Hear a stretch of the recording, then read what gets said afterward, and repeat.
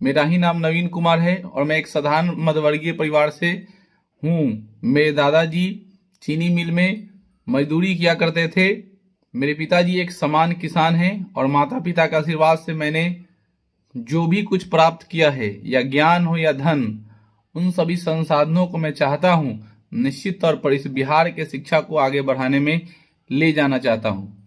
मैं आपको बता दूं कि मैं विगत कुछ दिनों से, या मैं कह सकता हूं 10-15 दिनों से, क्योंकि मेरा विजन तो बहुत पुराना है, लेकिन मैं अपनी बातों को रखता था और उतनी तेजी से लोगों के पास नहीं पहुंच पाती थी।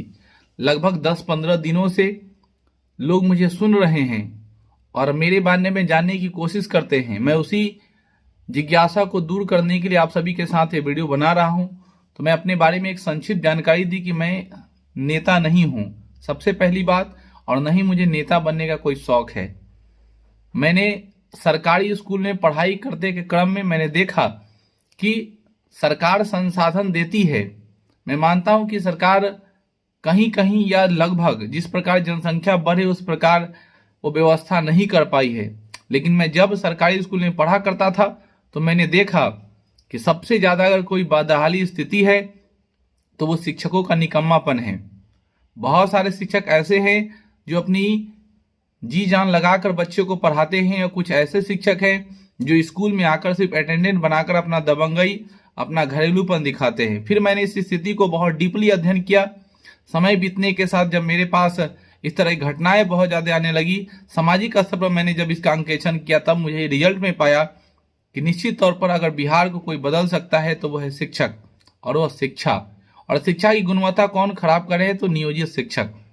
और मैं बार बार बोल रहा हूं कि मैं नियोजित शिक्षक, सारे नियोजित शिक्षक को नहीं बोलता हूं। तो महोदय जी लोग कहते हैं कि तुम आओ और हमसे फरिया लो।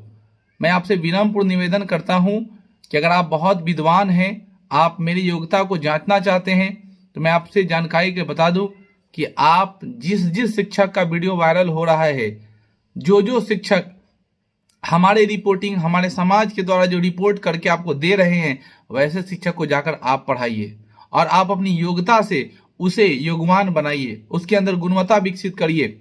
या हो सकता है कि अगर वह आपसे नहीं पढ़ना चाहता है तो वहां खास लोगों से उसको योग्यता डालिए, जिसके कारण उसकी योग्यता विकसित हो पाए और हमारा बिहार आगे बढ़े।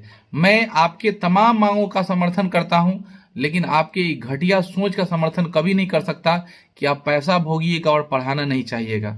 बहुत शिक्षक लोग हमें कहते हैं कि तुम्हारी हैसियत क्या है? महोदय, हमारी हैसियत कुछ नहीं है। और आप अपना इतना बड़ा तंत्र, पूरा एक नियोजित शिक्षा का तंत्र मेरे मतलब भौंकने के लिए लगा दिए हैं, गंदा गंदा गाली गलौज कर रहे हैं। मैं उसे डरने वाला नहीं। मैंने आपको खुल्लम चैलेंज किया है कि अगर आपका नियोजित संघ, प्रारंभिक शिक्षा संघ भी अगर आप हम पर मुकदमा भी करते हैं, मानहानि का भी मुकदमा करते हैं, तो मैं डरने वाला नहीं हूं। मैं युवा हूं। मैं वैसे जगहों से बिलोंग करता हूं जिस जगह पे यह कहा जाता है कि जो पहाड़ के सीने को चीरकर रास्ता बना दिए, मैं वैसे जगह से बिलोंग करता हूं। दशरथ माझी की धरती से बिलोंग करता हूं।